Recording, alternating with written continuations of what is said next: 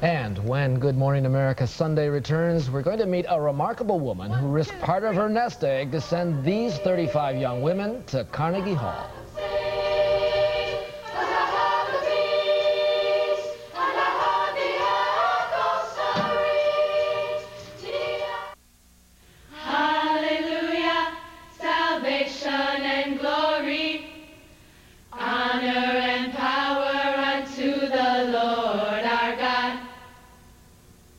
Thank you.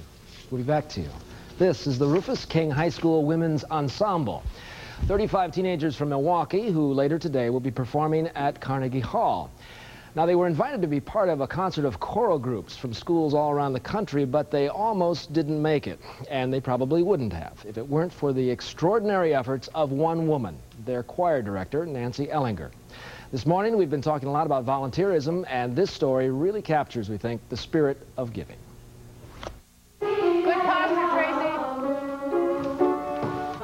She's a very giving person, a very loving individual, someone who would give their life for another. Miss E is the world's greatest teacher. I mean, I know no one in the world who would even consider doing what she's done for us. And I said to them, how would you like to take a trip? How would you like to go to New York City and sing in Carnegie Hall? I thought, oh my God, we're going to Carnegie Hall. It was absolutely amazing. And I'm right here with my nose in my music. I shouldn't be, but I am. And I wanted them to have the opportunity to sing where I had sung twice. They've never performed with an orchestra. We were singing the Mozart record at Carnegie Hall. If nothing else, that will just blow them away, I think. But the girls and their choir director soon realized that it would take a lot more than practice to get to Carnegie Hall. We've been fundraising every day since September. We had bake sales, had bagel sales, had jewelry sales, sold chocolate. We were able to raise $4,000 to make the first down payment. And then all of a sudden there was another $4,000 due. And we didn't have it. So I went to my banker and I said, what do I do? Ellinger's banker advised her to borrow the $4,000 from her own credit card. She did, but 5 weeks later, another $4,000 was needed for the trip. She borrowed that money from yet another credit card. She always told us, don't worry, the money's there, don't worry. But she never told us how we got there. Ellinger hoped that she could cover the $8,000 loan with foundation grants, so she sent out 70 letters. I actually thought that we would get some kind of response, and we didn't. When the final payment came due of $28,680, I again went to my banker, and I said, how can I do this? We have to go. I don't want to lose the opportunity. And she said, well, there is a way. And so I took out a 60-day interest-free loan from my IRA of $28,680.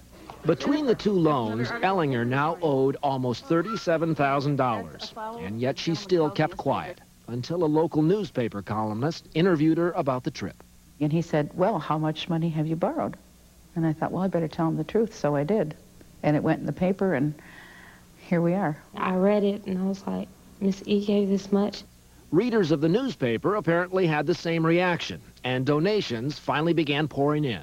God bless you and your kids, Bobby Kinsky. And he gave us $20. The older couple sent in a really old $5 bill, all wrapped in Kleenex. And I, of course, cried. That was so sweet. Since the article was published, donations have added up to over $20,000, which still leaves Miss Ellinger with $17,000 to go. Not even the fact that she gave money, she gave something even bigger. She gave us hope. There's no money amount that you can put on hope. Amazing. How you feel?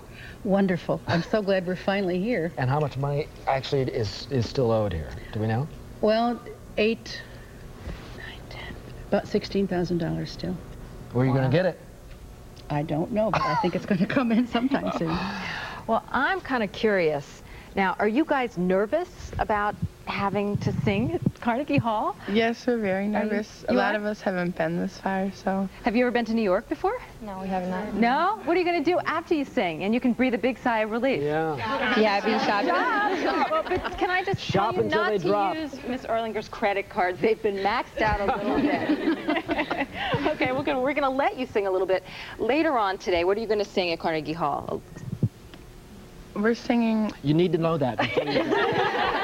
Well, you know what? I'm actually going to toss it to you. Okay. And we're doing two choruses from two operas, one from Carmen by Bizet and one from El Trovatore by Giuseppe Verdi. And we're doing a fabulous piece called Spirit of the Child. And then we're doing a mass by Sigmason Neukom. And right now you're going to perform for us. So yes. Jay and I are going to get out of the way. What are you going to perform now? We're going to do a gospel piece called Alleluia. All right, take it away. We'll get out of your way. Enjoy tonight. Have fun.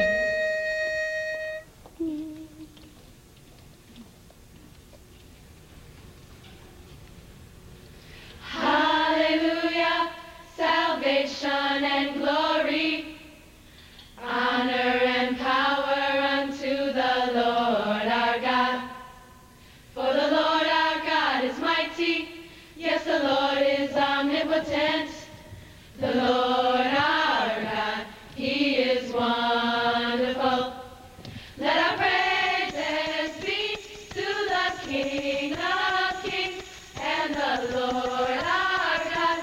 He is wonderful.